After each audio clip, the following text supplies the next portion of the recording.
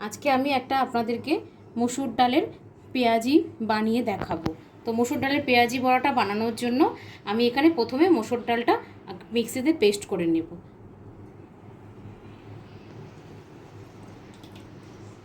ডালটা নিয়ে নিচ্ছি।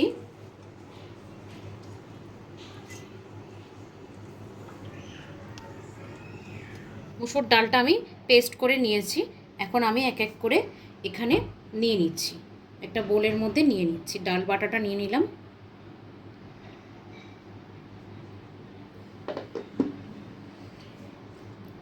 এখানে আমি 3টে বড় পেঁয়াজ কুচি করে রেখেছি, পেঁয়াজটাকে নিয়ে নিচ্ছি।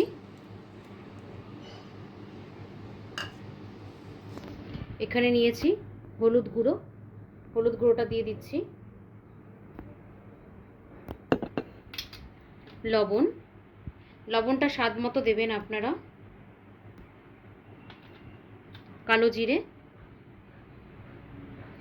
আর আমি যখন ডালটা পেস্ট করেছিলাম সেটা আমি দেখাইনি, 2টো লঙ্কা আমি এখানে একসঙ্গে পেস্ট করে নিয়েছি, আর একটু কালারের জন্য লাল লঙ্কার গুঁড়ো।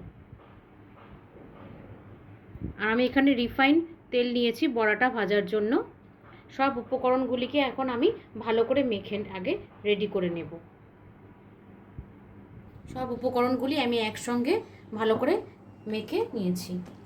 এখন কড়াই বসিয়ে রেখেছি, কড়াইটা গরম হয়ে গেছে। আমি এখন ওপর থেকে রিফাইন তেলটা দিয়ে দিচ্ছি।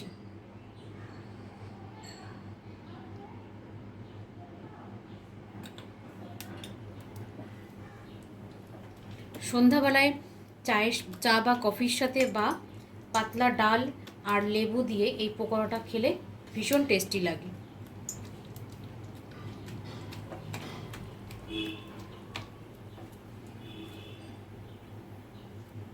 তেলটা আমি খুব বেশি গরম করব না, হালকা গরম করে আমি বড়াটা দিয়ে দেব।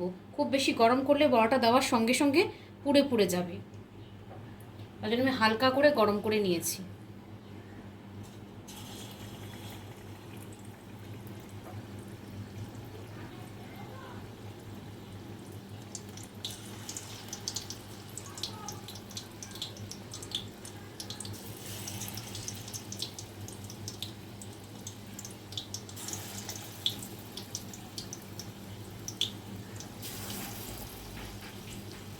অল্প অল্প করে আমি ভেজে নেব। এখন একটু গ্যাসটা বাড়িয়ে দিচ্ছি।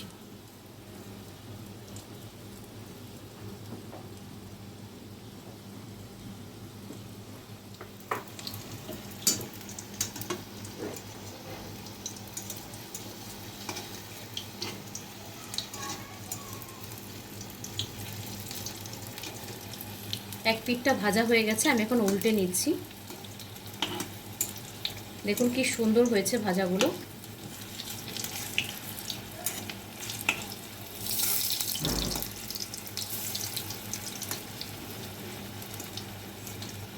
এখন আমি এইভাবে সব আস্তে আস্তে করে সব বড়াগুলো ভেজে নিচ্ছি।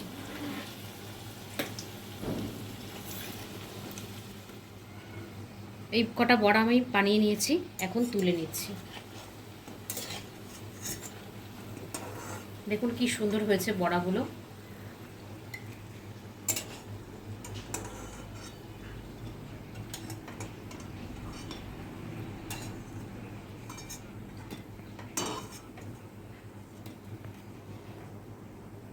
এইভাবে আমি এখানে বাদবাকি যতটুকু আছে সবগুলো একসঙ্গে বানিয়ে নেব।